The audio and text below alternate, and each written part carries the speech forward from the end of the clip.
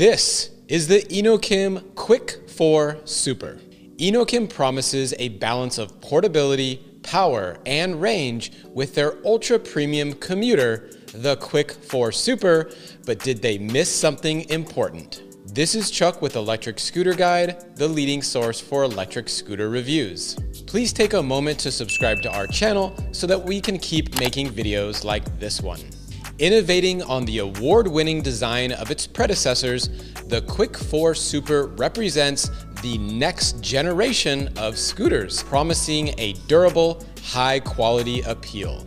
In the era where every electric scooter needs a standout feature, the INOKIM Quick 4 Super aims to be the best commuter with a balance of power, range, and portability. Pioneered by Nimrod Sapir, the world's foremost electric scooter designer, the Quick 4 loads next-generation features such as auto-sensing lights and a high-tech display into a portable package. And for those reasons, the world has been anxiously awaiting its arrival. We're comparing the INOKIM Quick 4 Super against three standout scooters in the performance commuter category. The Quick 4 has the potential to be crowned as the best all-around commuter scooter, which is a big deal. For me, personally, I expect over 22 miles per hour for top speed, 20 miles for range, and enough power to get me up to speed quickly, whether from a stoplight or climbing a hill. It should also have a comfortable ride and be easy to lift. Really,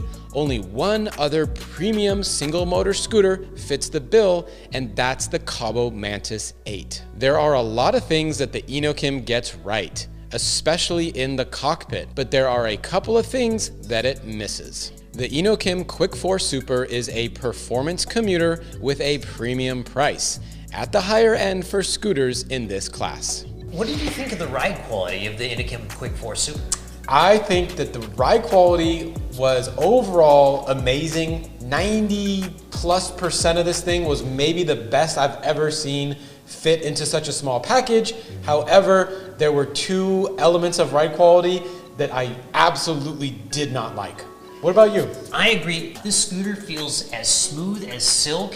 I think it feels very special, and it's just a great scooter to ride with a couple flaws. So let's start with the good. It's got smooth, well-damped suspension. It's got a spring up front, and it's got a rubber suspension in the back, and which is right here. These little wedges. So that's rubber. Rubber in there. The thing I like about the rubber suspension is that it gives you spring and it gives you damping. If I jump this thing off of a speed bump and land on the rear wheel, it feels awesome. If I land on the front, it feels a little springy, but overall, I love the suspension. What did you like about the scooter? I super appreciated the whole cockpit area. From the time I put my hands on those handlebars, they feel so good. They don't rotate. They just feel so high quality. The thumb throttle is best in class as far as I'm concerned. It's the most comfortable. The brake levers, amazing. They've got the little rubbery grip on the back of it.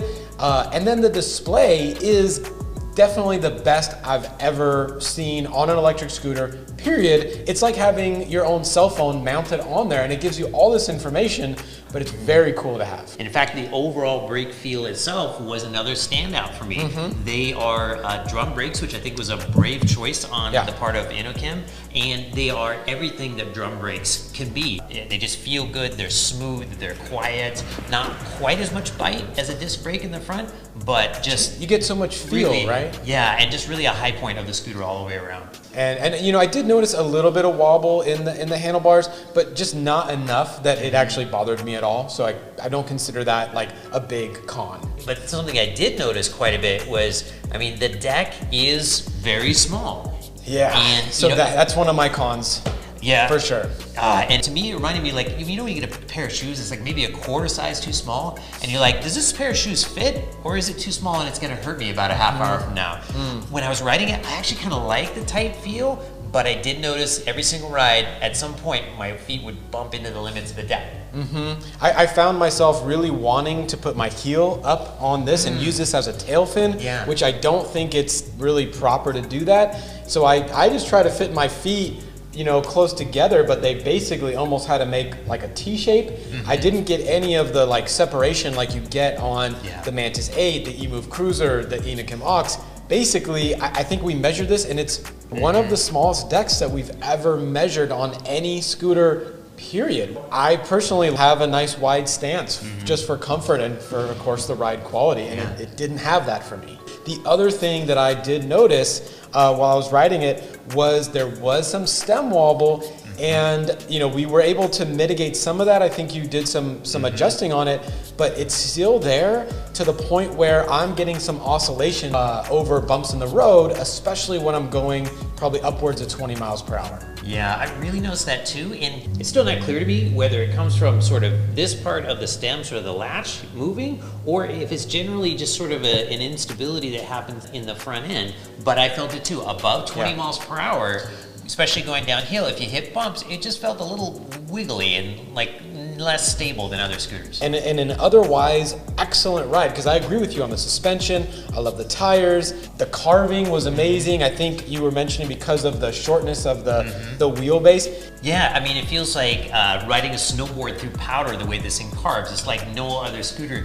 When you lead it with your feet, it just really works. The Quick 4 has similar range to most of the comparison scooters, with half the exhaustive range of the Cruiser. It's at the lower end for tested top speed when compared to most performance scooters, but keeps up with urban traffic. In our 0 to 15 acceleration tests, the Quick 4 lands smack dab in the middle.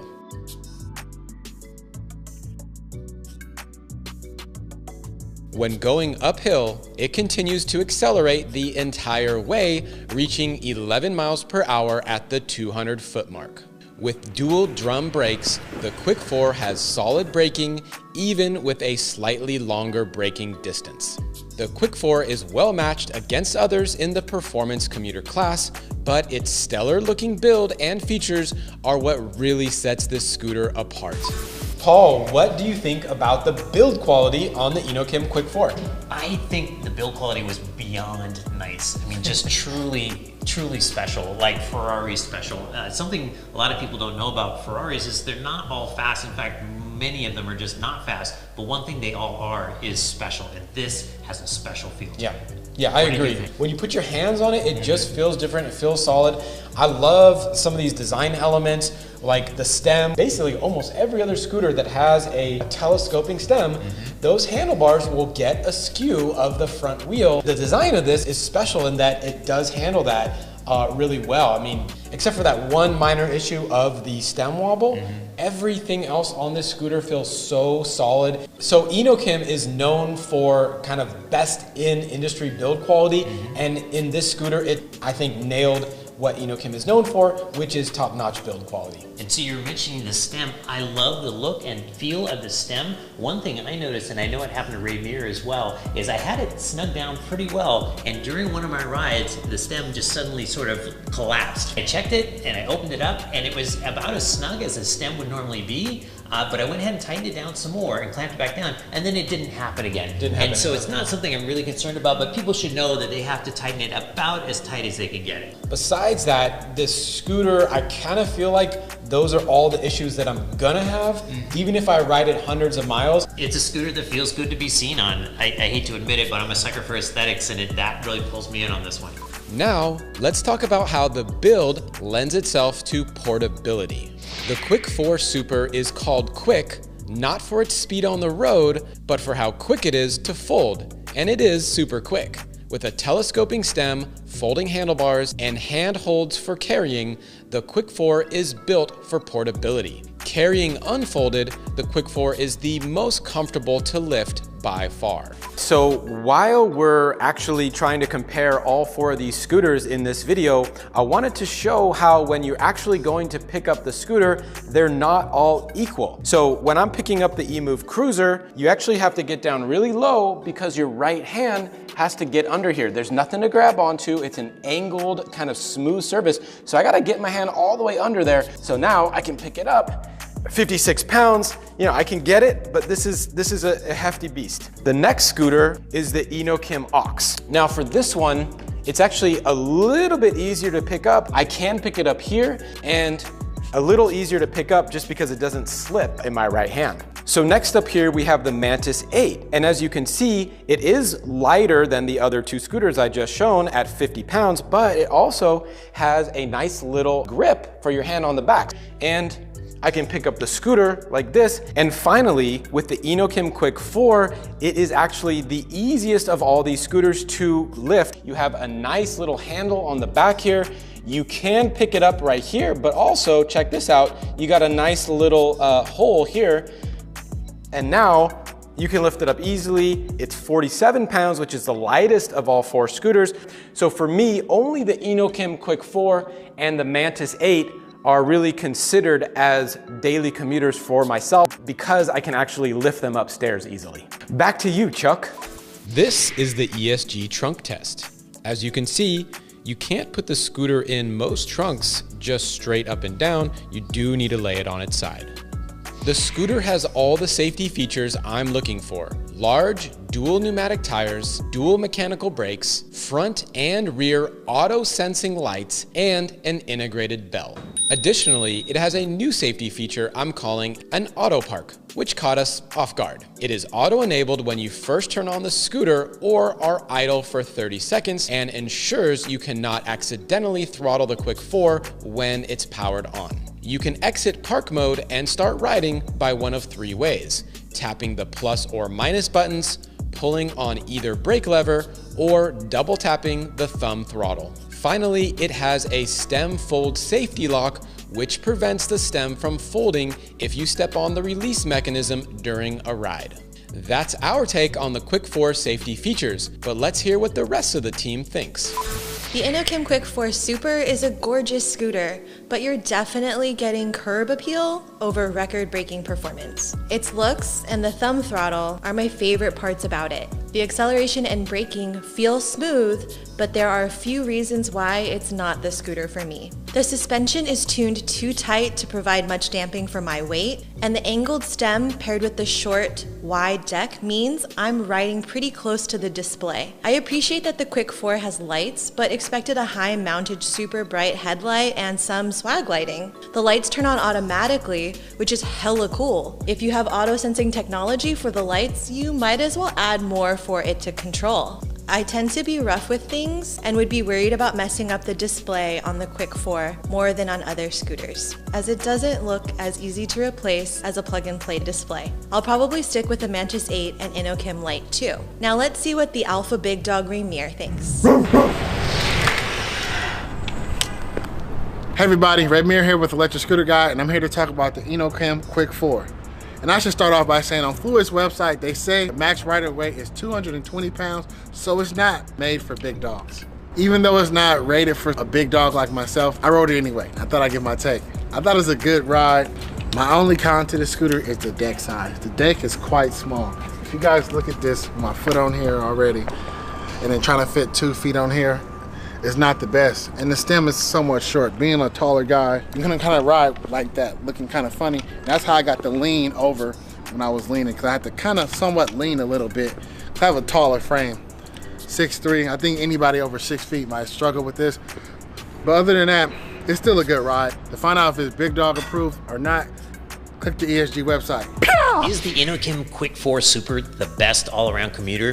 For me, I think it actually is. It's not perfect. I do wish the steering was a little less lively above 20 miles per hour, but it takes highest marks on my personal commuter scorecard. It sustains 20 miles per hour up small hills, has enough range to cross San Francisco 3 times on a single charge. It's got 2 carrying handles, which make it easy to pick up and carry around, super smooth ride, and corners like a snowboard. Fully folding handlebars and a short deck means it takes up the least amount of space at work and looks the business next to your desk. But for me, what really sets this scooter apart is that it is absolutely gorgeous and just feels very special. And that's my perspective on the INOKIM Quick 4 Super. Overall pros include ultra premium design, best-in-class display, satisfying acceleration, solid suspension and brake feel.